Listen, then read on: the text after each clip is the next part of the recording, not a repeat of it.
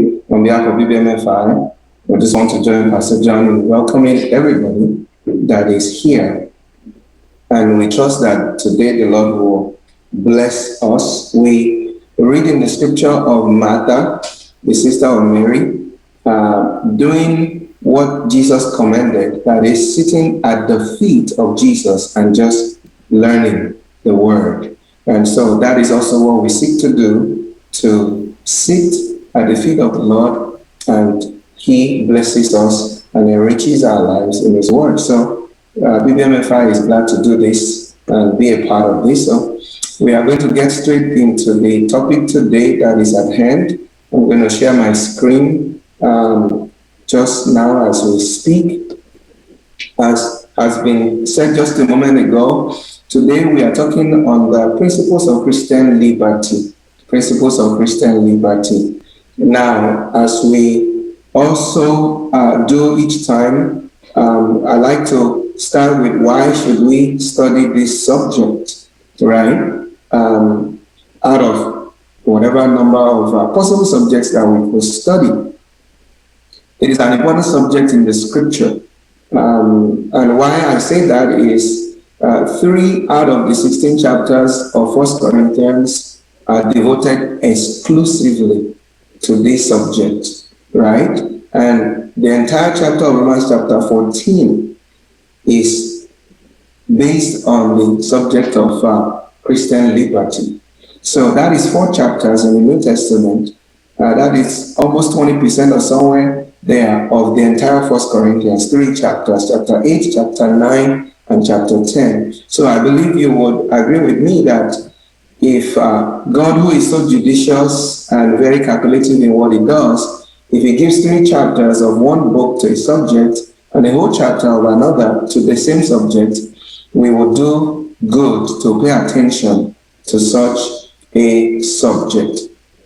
Now, our objective is to show that the matters of Christian liberty requires careful attention of the scripture. That's what we want to show, that it should be handled in ways that are pleasing to God. The subject of Christian liberty, that is. All right, that's what we want to show today as we study this. And so let's start with some definitions definition of terms. The word liberty itself, just abbreviated definition here.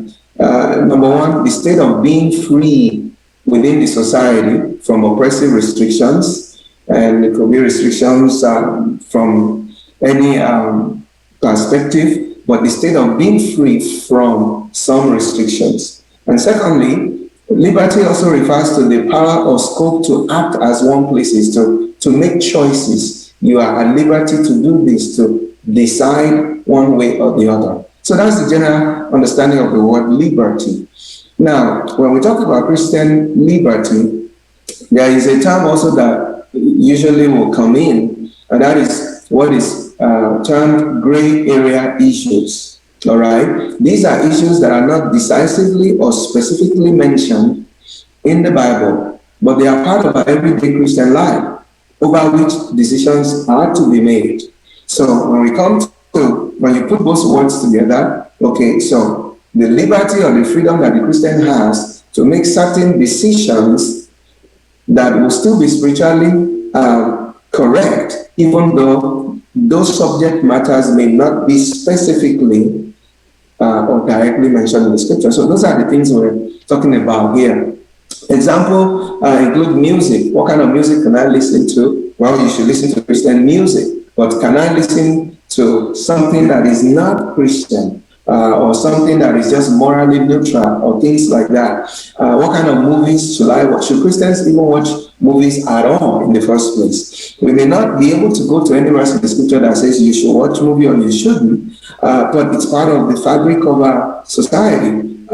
Social events. Can I attend a party? Maybe it's by a Christian brother or sister, but it's late at night, or the way or where it's going to be held. Should a Christian go there? Dressing, fashion for women. Okay, well, maybe this is talked about in the scripture, but that is not talked about in the scripture. And there are other situational, ethic matters that increasingly they are becoming part of our lives. So that's what we mean by gray area issues, that sometimes one will say it's neither black or white, but we still have to make the right decisions as Christians. Okay, so and I'm sure all of these apply to all of us. We have thought about this one time or the other, or somebody has asked you, or somebody will ask you, can a Christian do this? And you give an answer, but then you have to back up your answer, or you might say, oh, it's my personal preference. Well, what if your preference is not scriptural? All right, so that's to get you an idea of what we're talking about here. Now, let's clarify some terms, because I believe when we talk about Christian subjects, a lot of times there are some premises that may actually be incorrect, like some words that may not be interpreted the same way across the board, but yet we all use the words thinking they mean the same thing. All right. So the first definition of liberty there, remember I said, is being unrestricted or being free from restriction. It suggests previous restriction. When we say liberty, then it suggests that there's some kind of previous restriction or limitation or bondage. All right. And so one appropriate question then is, when we talk about Christian liberty, from what restriction or limitation or bondage are today's Christians being freed? Okay, we have to bring that question in. So the moment, because when we talk to people, or when you are being questioned by people, the phrase Christian liberty, this has to do with liberty. We have to pause and say, well, liberty from what? What was previously restricted that you are now being free from? That's a legitimate question. Okay, so that question then indicates that liberty, in Christian liberty, must be taken in context. We cannot use it anyhow. All right, and so let's do that. Contextually in the scripture, the word liberty firstly refers to liberation from the restrictions of the Old Testament Mosaic law, okay, which was enforced to the Jews under Judaism. That is very important to set the basis for our discussion.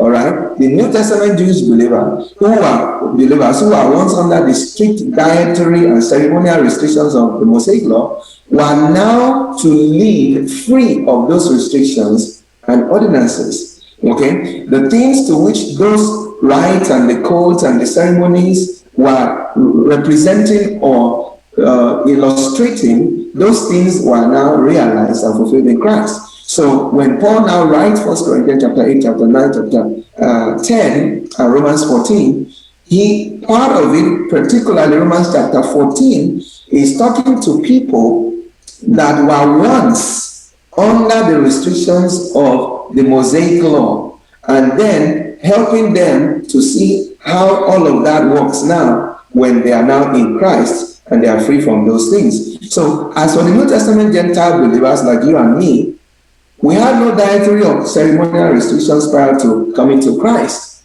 In fact, we Gentiles lived exactly to the contrary. We lived unrestricted. Now, that is an important point to make. It is very important because, you would agree that by far, the majority of Christians in the world now, by far, were Gentile believers. And so, when we use the word Christian liberty, we must always pause. Liberty from what previous restriction are we talking about? In many cases, none, except we are talking about restrictions from Mosaic laws that are in our Bible.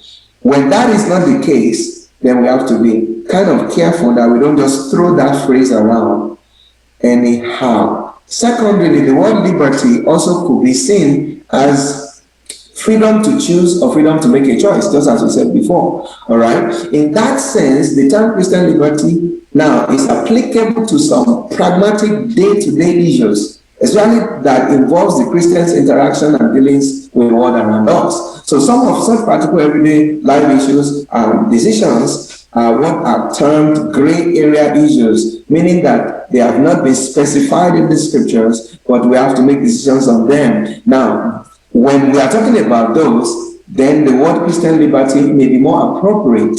All right. This is just to get a right frame of mind when we approach this issue. But I believe really, the truth is, many of those matters that we actually classify as gray area matters, many of them, truth be told, are directly addressed in the scripture, or the concepts undergirding them generally are also present in the scripture. But there are some that it may be very hard to pin them down. So, bottom line is that we must use the proper application of the term Christian liberty so that it's not indiscriminately used just to describe everything, right? Okay. Now, one way to understand something is sometimes to understand what it is not. Okay. All right. So in that case, I want to quickly run through what Christian liberty is not. Christian liberty, when we hear it, does not mean freedom to do whatever suits the Christian as long as he believes in Christ. Okay. Now, why do I say this? Because in some circles, it's actually used like that.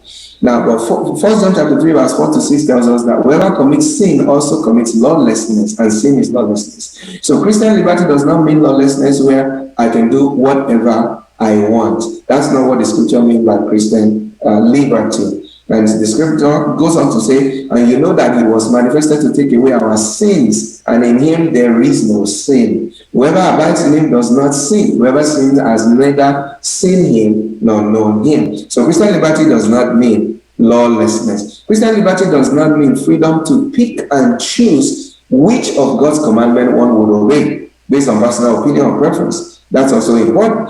Sometimes people will say, well, I have the liberty, I don't have to follow that on this issue.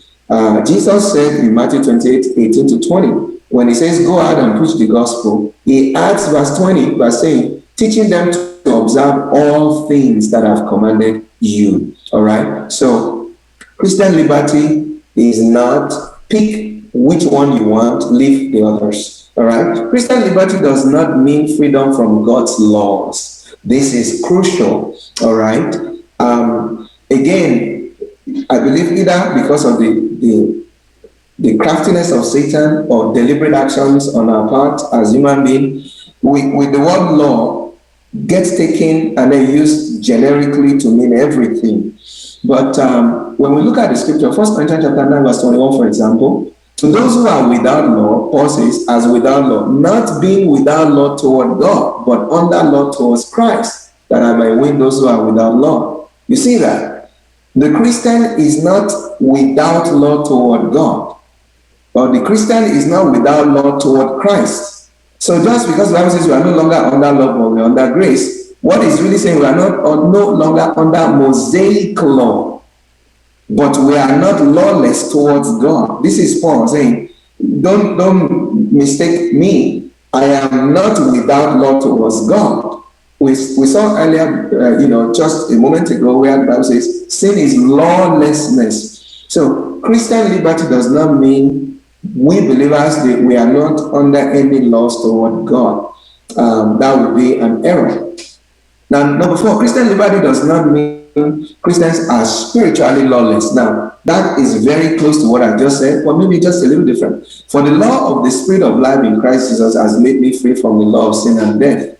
If we just listen to that, the law of the Spirit of life, right? For what the law, which law? The Mosaic law could not do, in that it was weak through the flesh, God did by sending his Son in the likeness of sinful flesh on account of sin. He condemned sin in the flesh, that the righteous requirement of the law might be fulfilled in us. You see that what the law of Moses could not do, it was too weak to do it because of the flesh.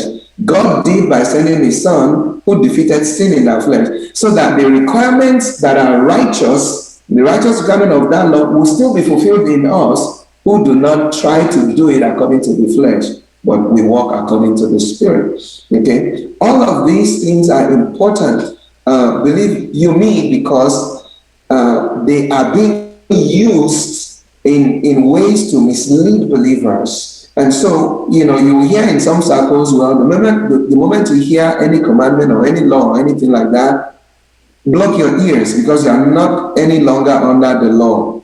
Well, what law?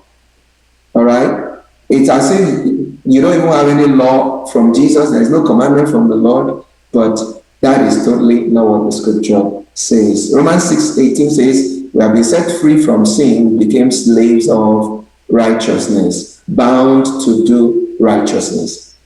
All right. So with those parameters set forth for us, the main scriptures that deal with Christian liberty with regards to the Old Testament law, in fact, we could even disregard that, just period. The main scriptures in the New Testament that deal with Christians' liberty, they are 1 Corinthians 8, 9, 10 to 11, verse 1, and Romans chapter 14. All right, so let's get into this. The issue at hand in 1 Corinthians chapter 8 to 10 is the Christians' eating practices. Okay, so we're going to take a look at this and see how Apostle Paul responds to it and then apply it to ourselves. Okay, that's where we need to start because that's what we find in the scripture. So this issue here deals specifically with eating meat sacrificed to idols. All right, if you're familiar with that scripture, we will already remember that.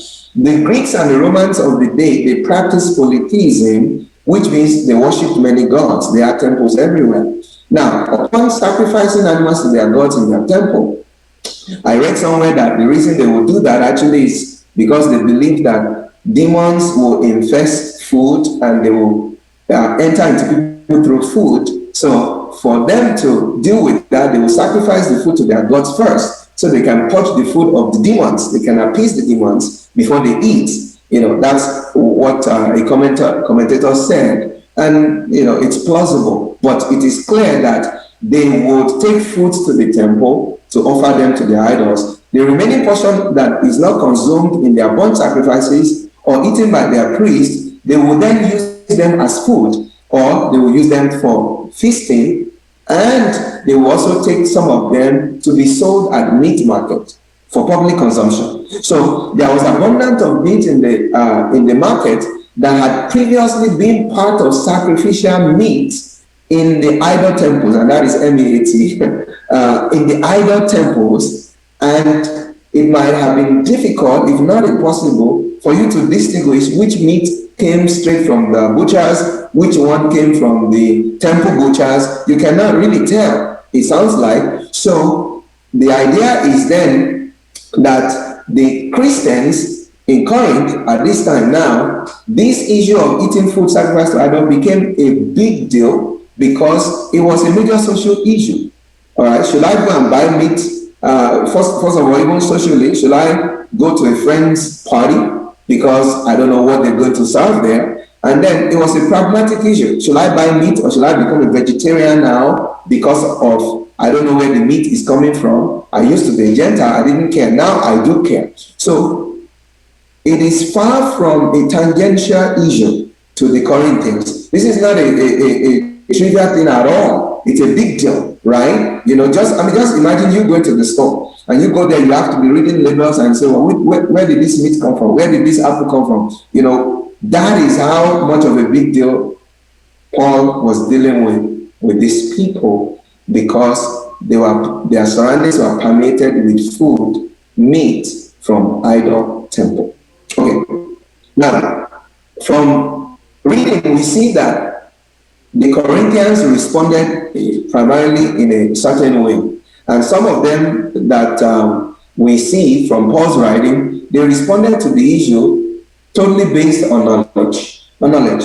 Number one, their knowledge of the New Testament Christian freedom from the Old Testament dietary restrictions. That is, they thought in their mind, well, there is no type of animal meat that is unclean to the New Testament believers anymore. Okay? That is what they have been taught, and that's what the scripture says. And so they said, we know that. Number two, their knowledge that idols are not real gods. So they are just demonic impersonations. There's only one God, only one Lord Jesus Christ. And so they concluded that since idols are non-existent, whatever meat that is sacrificed to them is not based in reality, because we are sacrificing to things that are not really existent. Therefore, meat or food has no spiritual implication, one way or the other. So they just ate their meat freely without any problem. All right? So they, in other words, exercised their Christian liberty and ate freely. That was the response of some, perhaps majority, of the Corinthians, based on knowledge. Okay, as we study 1 Corinthians chapter 8, we'll see all of this. But then Apostle Paul responds to the Corinthians, and as we get into this now, we're going to go through 3 principles for Christian liberty to handle it. One of the principles that shows up in Apostle Paul, number 1, is the principle of responsibility to the conscience of others. Let's pay attention. The principle of responsibility to the conscience of others. All right, so I say others' consideration. Paul says, number 1, you are factually correct. Your knowledge is correct.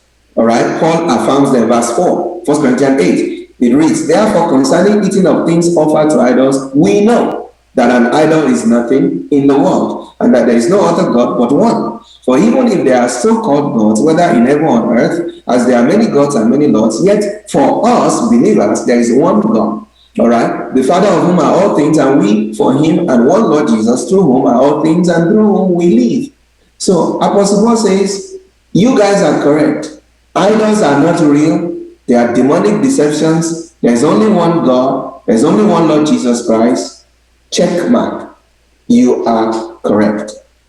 Then he moves on to tell them, the matter, however, is beyond knowledge alone. Love must be involved in their response. Verse 1 to 3. Now concerning things offered to idols, we know that we all have knowledge. Knowledge puffs up, but love edifies. And if anyone thinks that he knows anything, he knows nothing yet as he ought to know. But if anyone loves God, this one is known by him. I'll read 1 Corinthians 14:15 as well. Romans 14:15 on the same subject. Yet if your brother is grieved because of your food, you are no longer walking in love. Do not destroy with your food the one whom Christ died. Here Apostle Paul now says, your fact may be correct, but your action may be counterproductive. That is the next thing Paul says. You are right. Idols are nothing. There's only one God. We're not even limited by what we could eat or what we could not eat anymore as New Testament believers. Correct facts, but it does not mean the actions are correct.